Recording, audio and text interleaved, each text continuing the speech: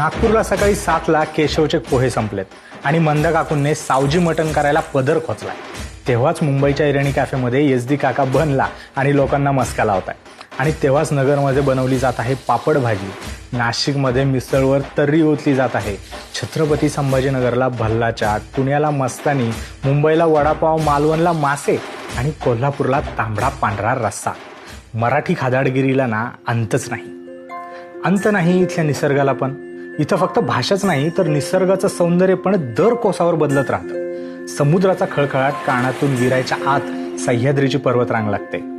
त्या घाटातील वाट संपायच्या आत हिरवगार पठार दिसतं आणि पुन्हा सातपुड्याची रांग. मराठवाड्यातली शेती हे संपत नाही तिथंच विदर्भातलं जंगल सुरू होतं. यातून जाणाऱ्या असंख्य नद्या कित्येक गावांना पाणी देतात.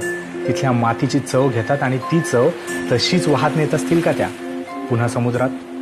हजारो वर्षांचा इतिहास निसर्गाच्या कुशीतच जाऊन नटून का बसला असेल बरं? बघा ना, सातवाहनांनी वसवलेल्या हजारो वर्ष जुन्या नाणे घाटाजवळ तो रिव्हर्स वॉटरफॉल आहे. मराठवाड्याच्या सपाटीवर अजिंठा वेरूळला जाताना ती डोंगरं लागतात. तोरणमाळ म्हणे सर्वात थंड हवेचं ठिकाण आहे, पण ते एका उष्ण भागात आहे.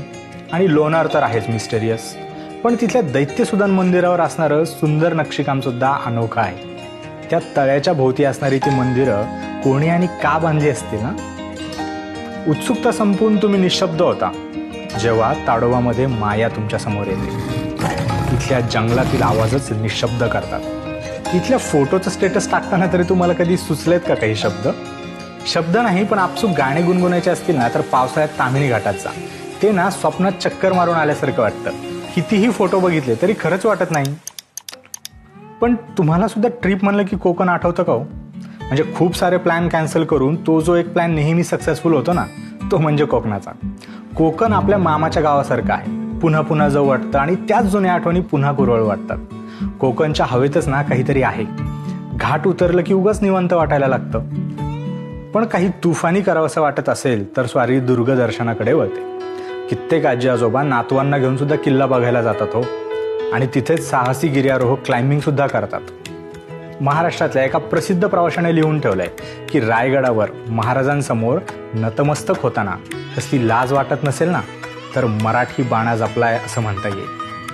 सहज किल्ले फिरायला जाऊन आपल्याला स्वातंत्र्याची प्रेरणा मिळते असं जगात कुठं होत असेल असं मला वाटत नाही. पण महाराष्ट्र बघायला जाणं इतकंही अवघड नाही आहे बरं का. मुंबईत ऑफिस संपल्यावर आरामचा वडापाव खाताना सुद्धा CSMT स्टेशनकडे बघत काही वेळ थांबताच ना तुम्ही. त्या एशियाटिक लायब्ररी समोरून जाताना एक फोटो तरी तुम्ही नक्कीच काढला असेल ना. बरं सोडा, गावाच्या देवळाबाहेर एकदा घरच्यांना घेऊन आपला फोटो असावा असं तरी तुम्हाला नक्कीच वाटलं असेल ना. तो पण तर महाराष्ट्र आहे.